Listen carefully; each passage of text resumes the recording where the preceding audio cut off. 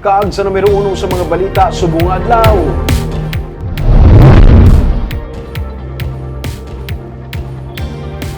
Posible nga magdubo ang presyo sang kuryente sa bulan sang Hunyo. Kaag mapanubuan pagid ini sa tion nga maaprubahan sang ERC ang pagbakal sang Seneco sa mas barato nga power supply gikan sa EDC. Yaning report.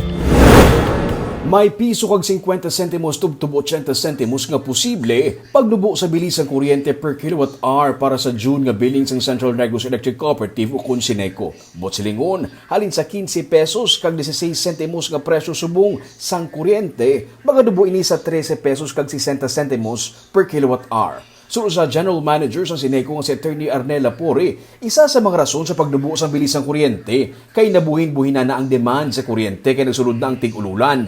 Hindi na mo sinakainit sa panahon pareho sa peak sang El Nino. Ang ginatanaw naman ng onset sang rainy season, kasama siyang factors minus ang demand.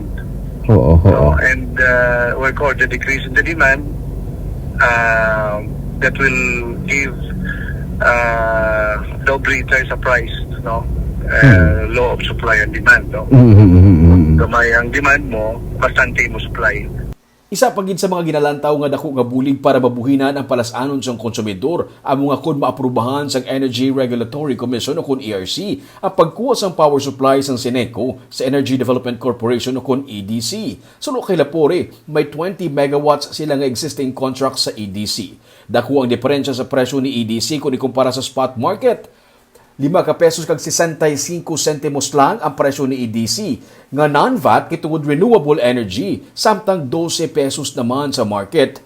March 15 pa sila nagpadala sa sulat sa ERC nga nagapangabay nga pahanugutan sila sa EDC magkuha sang power supply pero tubtub karon wala pa ini makasabat. Every day we've been making some follow-up sa EDC, sa ERC nga igrata nila kay si EDC ready na to deliver. We consider this as time is of the essence. In this time of need, we need a swift action from the government, especially sa ERC. Gani mismo si Mayor Abdi Benitez nagpadala naman sa sulat sa ERC nga nagapadali na sang ilang pagpahanugot sa pagkuha sang supply sa kuryente sang Seneco sa EDC. Suno kay Lapore, kung i-grant ini sang EDC, mas mapanubo pagid ang billing sa kuryente sumugod na bahan sa bulan sang Hulyo.